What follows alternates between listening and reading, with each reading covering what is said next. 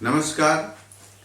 તારીખ 11 ને સોમવારના દિવસે ધોરણ 10 અને ધોરણ 12ના બોર્ડની એક્ઝામ શરૂ થઈ રહી છે, ત્યારે મારા વહાલા વિદ્યાર્થી ભાઈઓ બહેનોને હું ખૂબ ખૂબ શુભેચ્છા પાઠવું છું. મિત્રો, પરીક્ષા એ માત્ર તમે વર્ષ દરમિયાન કરેલી મહેનતનું એક ફળ સ્વરૂપ હશે, પરંતુ તમે મહેનત કરી જ છે, તમે કર્મ કરવા બંધાયેલા છો અને પરિણામ જે આવે તે હસતા મોઢે સ્વીકારવું, આ પણ એક પરીક્ષામાંથી પાસ થવું જરૂરી છે. પરીક્ષા અનેક પ્રકારની જીવનમાં ચાલ્યા જ આવવાની આ એક રૂટીન પ્રોસેસ છે.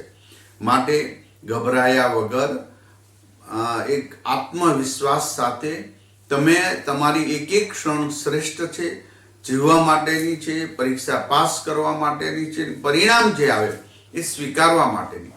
તમારા મા બાપ ઘરે તમારા માટે ખૂબ મહેનત કરી રહ્યા છે, ત્યારે એમના સ્વપ્ન સાકાર તો કરવા જઈ રહ્યા, માત્ર વધુ ટકા લાવીને એમનું સ્વપ્ન સાકાર થઈ જાય એ પણ વાતમાં સત્યતા નથી. સત્યતા એ છે તમે પરીક્ષા સાથે હસતા ખેલતા રહો, પરિણામ જે આવે તે એમાં પણ હાસ્ય રાખવું, એમાં પણ મમ્મી પપ્પાની સાથે સરસ રીતે સંકલન સાધીને એમને પણ ખુશ રાખવા, એ પણ પરીક્ષામાંથી પાસ થવા જેટલી જ અઘરી વસ્તુ છે. ત્યારે ભગવાન સૌનું ભલું જ કરવાના છે.